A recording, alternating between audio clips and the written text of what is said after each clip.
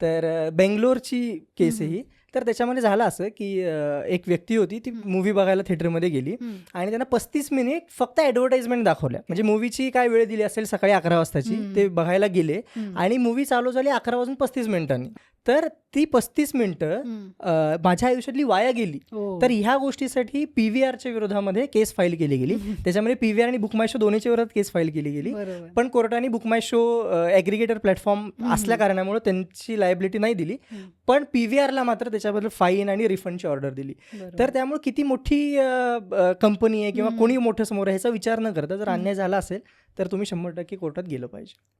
PVRची केस तर क्षुल्लक होती, पण त्या व्यक्तीचा वेळ गेला, त्याचे पैसे गेले, तर ती गोष्ट कितपत योग्य आहे?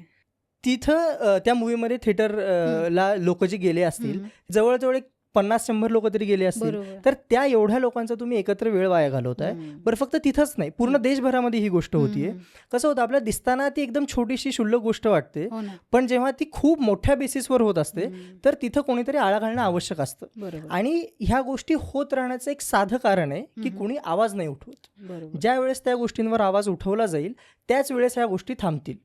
आणि आता राहता राहिला विषय की तेवढं परवडतं का, तर कन्झ्युमर कोर्टामध्ये जे आपलं मेंटल ॲगोनी हॅरॅसमेंट झालेली असते तर त्याचं सुद्धा कम्पेन्सेशन मिळतं. म्हणजे जे आपलं नुकसान झाले त्याचं कम्पेन्सेशन तर मिळतं, प्रोव्हाइडेड दॅट